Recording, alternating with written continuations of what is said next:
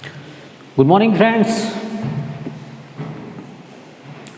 હું નિકુંજ ગઢવાલા, એકલવ્ય કોમર્સ, ધોરણ 11 નામાના મૂળ તત્વો.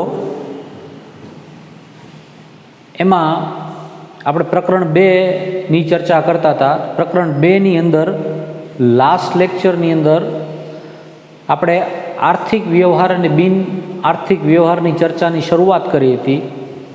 આર્થિક વ્યવહારની અંદર રોકડ વ્યવહાર, ઉધાર વ્યવહાર, અન્ય વ્યવહારનો સમાવેશ થાય છે. એમાંથી રોકડ વ્યવહારની આપણે ચર્ચા કરી ચૂક્યા હતા અને હવે ચર્ચા કરશું ઉધાર કે શાખનો વ્યવહાર. હવે રોકડ વ્યવહારનો મતલબ શું થાય?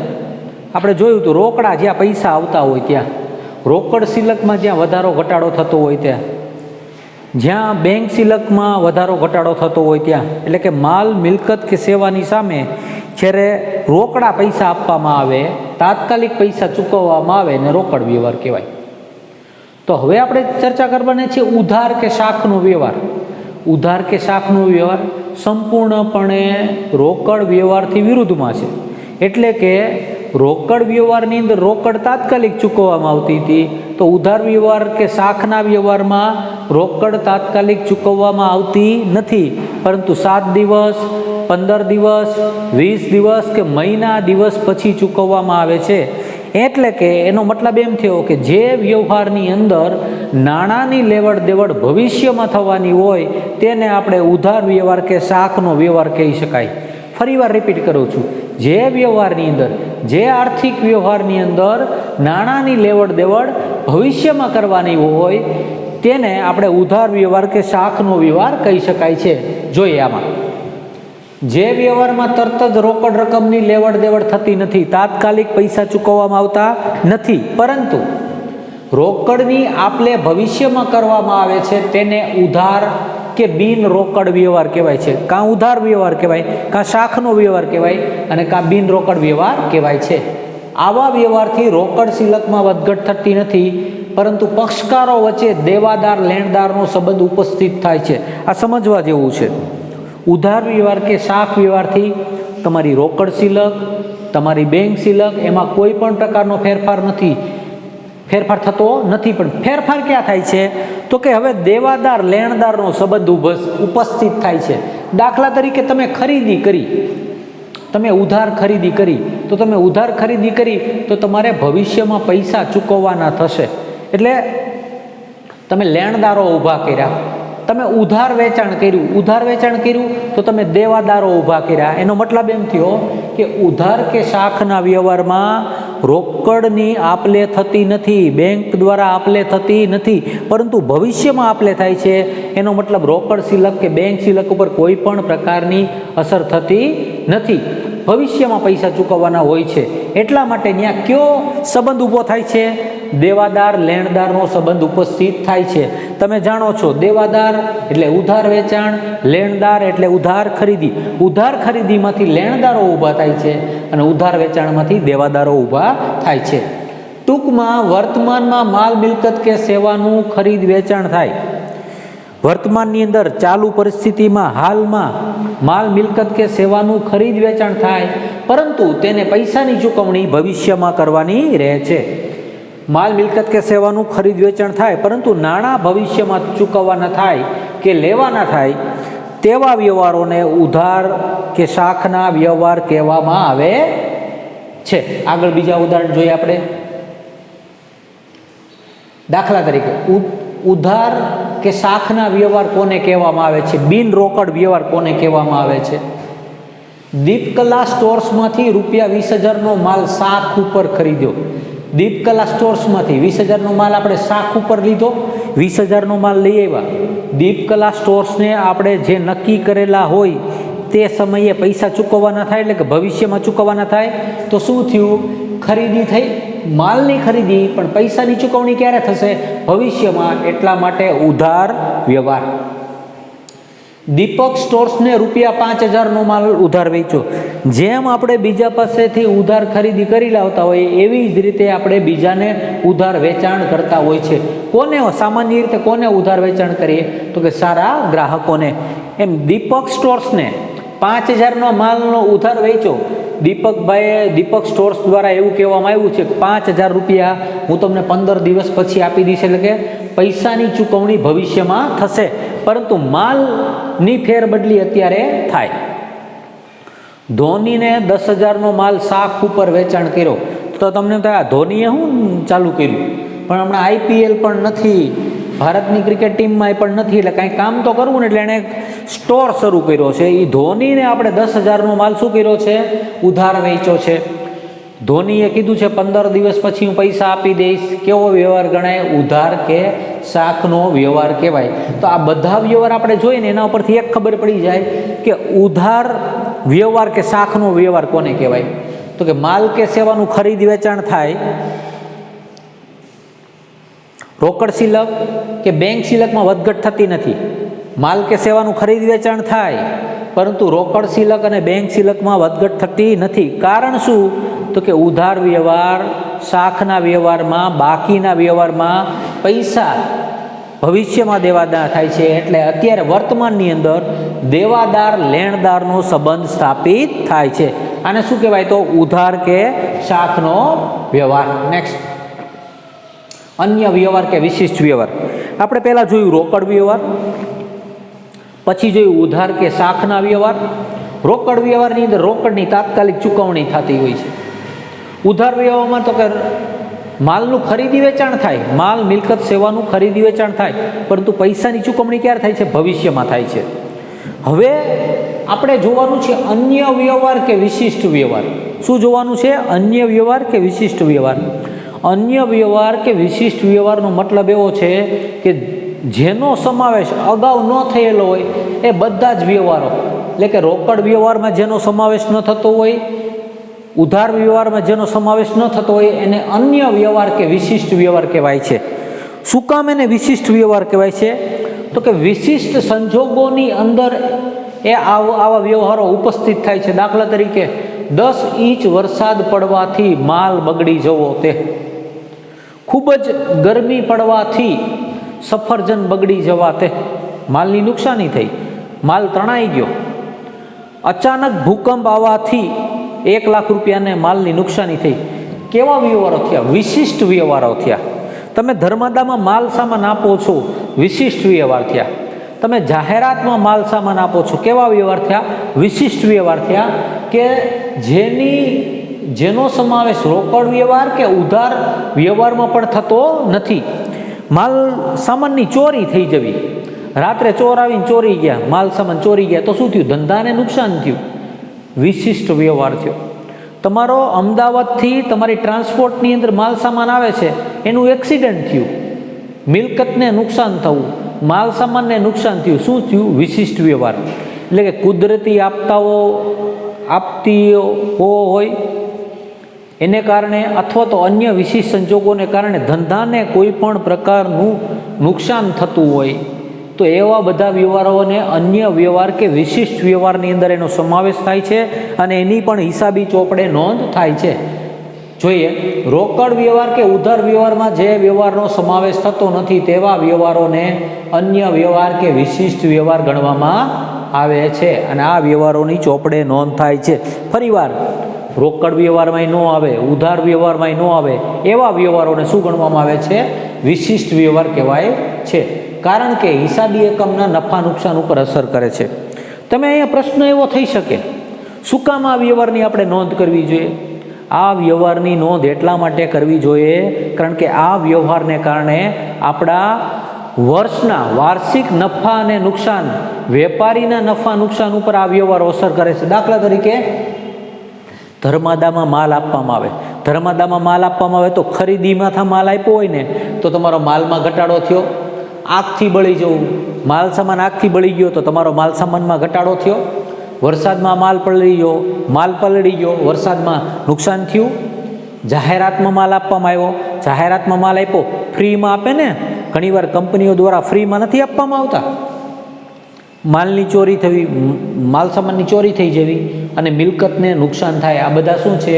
અન્ય વ્યવહાર કે વિશિષ્ટ વ્યવહારના ઉદાહરણ છે.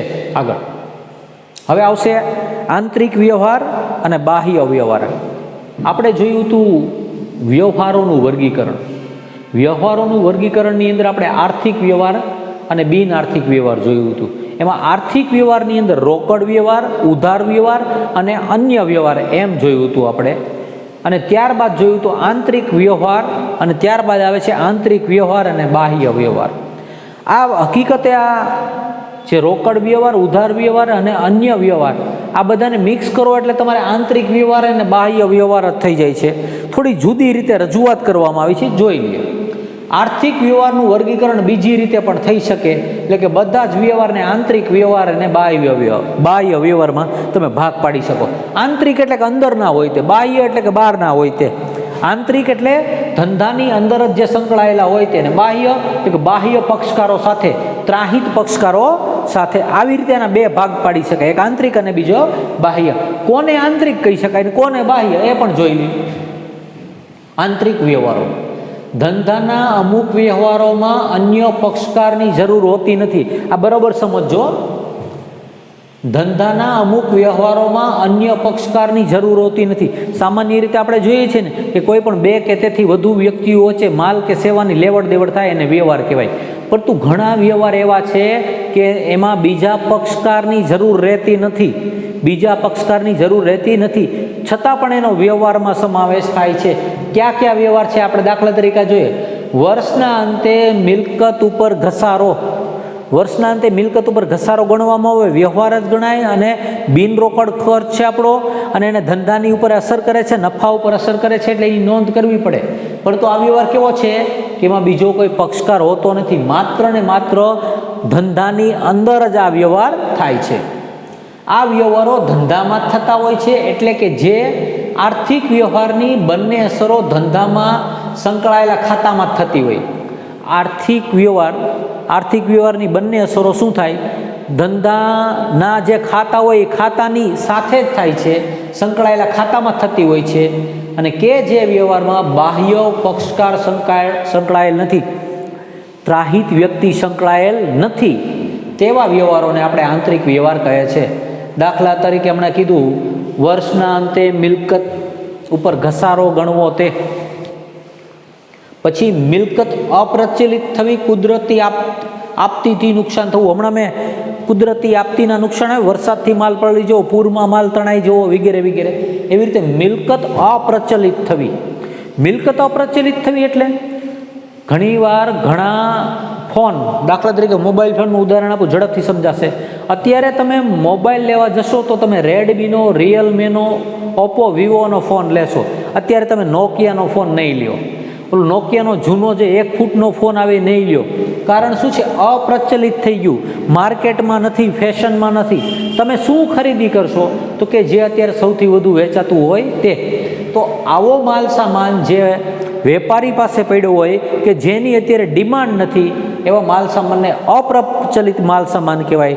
તેના કોઈ લેવાલ ન હોય, તેના કોઈ ગ્રાહક ન હોય, એ નુકસાન તરીકે એને ગણવામાં આવે છે, એને ઘસારા તરીકે જ ગણવામાં આવે છે. દેવાદારો પર ઘાલખાદ અનામતની જોગવાઈ કરી. દેવાદારો એટલે ઉધાર વેચાણ.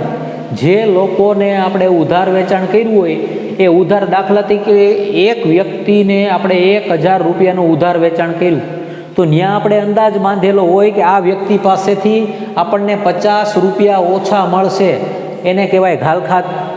અને એના માટે થઈને આપણે ઘાલખાદ અનામત ઊભી કરવી પડે. તો આ માટે થઈને બહારની કોઈ વ્યક્તિની જરૂર હોતી નથી, ધંધાની અંદર જ વ્યવહાર થાય છે, એટલે આંતરિક વ્યવહાર કહેવાય છે. ઘાલખાદ અનામતની જોગવાઈ કરવી. નફામાંથી અનામત ખાતે રકમ લઈ જવી. અનામત અને જોગવાઈ આપણું એક પ્રકરણ છે બીજા ભાગની અંદર, ત્યારે આ વસ્તુ તમને બહુ સારી રીતે સમજાય છે. અનામત, નફામાંથી થોડો ભાગ જુદો રાખવામાં આવે ભવિષ્યની પરિસ્થિતિને પહોંચી વળવા, એને અનામત કહેવાય છે. એ અનામત, પરંતુ આ માટે બીજા કોઈ પક્ષકારની જરૂર રહેતી નથી, એટલા માટે એને શું કહેવાય છે? આંતરિક વ્યવહાર કહેવામાં આવે છે. ખાસ આ બધા વ્યવહારો બિન રોકડ સ્વરૂપે હોય છે. આ એકેય વ્યવહારની અંદર રોકડની આવન જાવન થતી નથી. દાખલા તરીકે વરસાદથી માલ પલળી જવો, તો વરસાદથી માલ પલળી જવો તો એમાં કાંઈ રોકડની આવન જાવન થતી નથી. કયા વ્યવહાર છે? આંતરિક વ્યવહાર. હવે જોઈએ બાહ્ય વ્યવહાર. બાહ્ય વ્યવહાર. જે આર્થિક વ્યવહારો ધંધો અને અન્ય પક્ષકારો વચ્ચે ઉદ્ભવતા હોય તેવા વ્યવહારોને બાહ્ય વ્યવહારો કહેવામાં આવે છે. આ વ્યવહારોની હિસાબી ચોપડે નોંધ થાય છે. આ વ્યવહારો રોકડ તેમજ બિન રોકડ સ્વરૂપે હોય છે. બાહ્ય વ્યવહારો, વેપારી એકમ અને ધંધો એ બંને વચ્ચે જે વ્યવહારો થતા હોય એને તમે કયા વ્યવહારો કહી શકશો? બાહ્ય વ્યવહારો કહી શકો છો. દાખલા તરીકે અહીં જે અલગ અલગ ઉદાહરણ આપ્યા છે તો મોટા ભાગના વ્યવહારો આપણા કેવા હોય છે? બાહ્ય વ્યવહારો હોય છે. એને આર્થિક વ્યવહાર જ ગણવામાં આવે છે. આ આર્થિક વ્યવહાર રોકડ સ્વરૂપે પણ હોઈ શકે અને બિન રોકડ સ્વરૂપે પણ હોઈ શકે છે અને એની હિસાબી ચોપડે નોંધ થાય છે. કયા વ્યવહારોને આપણે બાહ્ય વ્યવહાર કહી શકીએ? તો કે માલની ખરીદી કરવી. તો અહીંયા ધંધો અને અન્ય પક્ષકાર, આપણે માલની ખરીદી કરી તો આપણે કન્નુભાઈ પાસેથી માલની ખરીદી કરી તો અન્ય પક્ષકાર કન્નુભાઈ થયા. માલનું વેચાણ કર્યું, આપણે દાખલા તરીકે ગાંડાલાલને વેચાણ કર્યું, માલનું વેચાણ, તો આપણે માલનું વેચાણ કોને કર્યું? ગાંડાલાલને, તો અન્ય પક્ષકાર કોણ થયું? ગાંડાલાલ થયા. મજૂરી ચૂકવી, આપણી પાસે દાખલા તરીકે વિરાટ કોહલી મજૂરી કરવા આવ્યો છે તો વિરાટ કોહલીને આ શું થયું? અન્ય પક્ષકાર એટલે એને મજૂરી ચૂકવી. તો તમને એમ થાય વિરાટ કોહલી મજૂરી, ભાઈ અત્યારે આઈપીએલ બંધ છે ને ક્રિકેટ બંધ છે, કાંઈ કામ તો કરવું ને. અનુષ્કા શર્માએ કીધું કે ભાઈ કામ કરો, હાલો દલાલી મેળવવી. અન્ય પક્ષકાર રોહિત શર્માએ હમણાં મકાનોની દલાલીનું કામ શરૂ કર્યું છે. અન્ય પક્ષકાર થયો ધંધો અને અન્ય પક્ષકાર દલાલી મેળવી. બેંકમાં રૂપિયા 1000 ભરીને ખાતું ખોલવું, આપણે બેંક ઓફ બરોડામાં ગયા ને 1000 રૂપિયા ભર્યા ખાતું ખોલાવ્યું તો બેંક અન્ય પક્ષકાર થયો. ફર્નિચરની ખરીદી, આપણે શ્રીરામ સ્ટોરમાંથી ફર્નિચરની ખરીદી કરી આવ્યા તો શ્રીરામ સ્ટોર એ શું થશે? અન્ય પક્ષકાર થયો. તો શ્રીરામ સ્ટોર ક્યાં આવ્યો? અયોધ્યામાં. ના ભાઈ ના, અયોધ્યામાં નહીં, અહીંયા જ છે. ફર્નિચરની ખરીદી. યંત્રનું વેચાણ કર્યું આપણે કોઈ વ્યક્તિને તો એ ત્રીજો વ્યક્તિ થયો અન્ય પક્ષકાર. બેંકમાંથી 500 ઉપાડ્યા, અહીં 1000 ભર્યા હતા ને પાછા 500 ઉપાડ્યા, જરૂર પડ્યા. એટલે બેંક અને અન્ય પક્ષકારો વચ્ચે જે વ્યવહારો થાય એને શું કહેવાય છે? બાહ્ય વ્યવહાર કહેવામાં આવે છે. અને હવે જે વ્યવહાર છે બિન આર્થિક વ્યવહાર. કેવો વ્યવહાર છે? બિન આર્થિક વ્યવહાર. કે આ એવો વ્યવહાર છે કે જે ધંધા સાથે સંકળાયેલો નથી, વેપારી એકમ સાથે સંકળાયેલો નથી, કે જે આપણા હિસાબોને અસર કરતો નથી, એવા વ્યવહારોને. અને બીજી રીતે કહીએ તો કે જેનું કોઈ નાણાકીય મૂલ્ય નથી, એવો વ્યવહાર કે જેનું કોઈ નાણાકીય મૂલ્ય નથી, જેને નાણાંમાં માપી શકાતા નથી, તેવા વ્યવહારને બિન આર્થિક વ્યવહાર કહેવાય છે. અહીં લખ્યું છે ને, બિન આર્થિક વ્યવહારો એટલે એવા વ્યવહારો જેમનું નાણાંમાં મૂલ્ય માપી શકાતું નથી. આ બધા જ વ્યવહારોની ચોપડે નોંધ થતી નથી. બિન આર્થિક વ્યવહારોની ખાસ યાદ રાખજો, બિન આર્થિક વ્યવહારોની ચોપડે નોંધ થતી નથી. ક્યાં ક્યાં છે એ જોઈએ. હવે ફરીવાર, બિન આર્થિક વ્યવહાર કોને કહેવાય? એવા વ્યવહારો જેમનું નાણાંમાં મૂલ્ય માપી શકાતું નથી. દાખલા તરીકે જે વ્યવહારનું નાણાકીય મૂલ્ય નથી, કે તેની લેવડ દેવડમાં નાણું ન સંકળાયેલું હોય, નાણાકીય મૂલ્ય નથી, નાણું સંકળાયેલું પણ નથી, તેને બિન આર્થિક વ્યવહાર કહે છે. બિન આર્થિક વ્યવહાર ધંધાના નથી, વેપારી એકમ સાથે સંકળાયેલા નથી, ધંધાના વ્યવહાર નથી, તેથી હિસાબી દ્રષ્ટિએ કોઈ અસર થતી નથી. એટલા માટે એને આપણે ચોપડેની નોંધ કરતા નથી. ટૂંકમાં ધંધાના હિસાબી ચોપડામાં ધંધાના ફક્ત આર્થિક વ્યવહારોની જ નોંધ થાય છે. હિસાબી ચોપડાની અંદર જે કાંઈ પણ આપણે લખીએ છીએ એ માત્ર ને માત્ર આર્થિક વ્યવહારોની જ નોંધ કરીએ છીએ, બિન આર્થિક વ્યવહારોની નોંધ કરતા નથી. બિન આર્થિક વ્યવહારો ચોપડે નોંધવામાં આવતા નથી, એટલે કે બિન આર્થિક વ્યવહારોનું હિસાબી દ્રષ્ટિએ કોઈ મહત્વ નથી. બિન આર્થિક વ્યવહારોનું હિસાબી દ્રષ્ટિએ કોઈ પણ પ્રકારનું મહત્વ રહેતું નથી, એટલા માટે પણ એની નોંધ કરવામાં આવતી નથી. આવા કયા કયા વ્યવહારો છે એ નજર કરીએ. 5000નો માલ મોકલવાનો ઓર્ડર મળ્યો. કોકે આપણને ફોન કરીને કીધું કે ભાઈ 5000 રૂપિયાનો તમને ઓર્ડર આપું છું. કઈ તારીખે ઓર્ડર આપ્યો? તો કે આજની તારીખે. તો આ વ્યવહાર કહેવાય નહીં. એ વ્યવહારનું સ્વરૂપ ક્યારે ધારણ કરશે? તો કે જ્યારે માલ મોકલવામાં આવે ત્યારે. અત્યારે શું ગણાય? બિન આર્થિક વ્યવહાર ગણાય. વેચાણ વધારવા સેલ્સમેન સાથે મિટિંગનું આયોજન કર્યું. સેલ્સમેનો સાથે મિટિંગ કર્યું. મિટિંગ કરવાથી વેચાણ થતું નથી, માત્ર આપણે આયોજન કર્યું છે, એનાથી આપણા ખરીદી વેચાણ ઉપર કોઈ અસર થતી નથી, આર્થિક આપણને કોઈ અસર થતી નથી. એક મિલકત ખરીદવાનું આયોજન કર્યું. આજે આપણે નક્કી કર્યું કે બંગલો લેવો છે, પણ બંગલો લેવો છે એવું તો બધું આપણે જાત જાતનું નક્કી કરતા હોય છે, એની અસર થાય નહીં હિસાબોમાં. શું કહેવાય? બિન આર્થિક. રૂપિયા 50,000નો માલ ખરીદવાનું નક્કી કર્યું, ખરીદવાનું નક્કી કર્યો, ખરીદેલો નથી, જ્યારે ખરીદીએ ત્યારે નોંધ થાય, અત્યારે શું કહેવાય? બિન આર્થિક વ્યવહાર. પુત્રના જન્મદિન નિમિત્તે રૂપિયા 10,000નો ખર્ચ થયો. પુત્રનો જન્મદિવસ હતો, એની બર્થડે પાર્ટી રાખી હતી, બર્થડે પાર્ટીમાં કેક લઈ આવ્યો હોય ને બીજા કોઈ પણ પ્રકારના ખર્ચા થયા, 10,000નો ખર્ચ થયો. આ માલિકનો પોતાનો અંગત ખર્ચો છે, એને બિન આર્થિક ગણવામાં. ધંધાની અંદરથી, વેપારી એકમની અંદરથી જો આ પૈસા ચૂકવેલા હોત ને તો એની અસર થાત, પરંતુ એવું કાંઈ એમાં સૂચના આપેલી નથી, એટલે આ કેવો કહેવાય? બિન આર્થિક વ્યવહાર કહેવાય. સાસુ સસરાને જમવા બોલાવતા રૂપિયા 2,000 ખર્ચ થયો.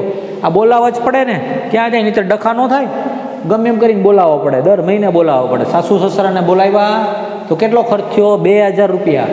કેવો વ્યવહાર? બિન આર્થિક. એ વેપારી એકમ સાથે સંકળાયેલા નથી. ટૂંકમાં જે વ્યવહારની અંદર વેપારી પેઢીનું નાણું ન સંકળાયેલું હોય, નાણાંની લેવડ દેવડ વેપારી એકમને ન થઈ હોય તેવા વ્યવહારોને શું કહેવામાં આવે છે?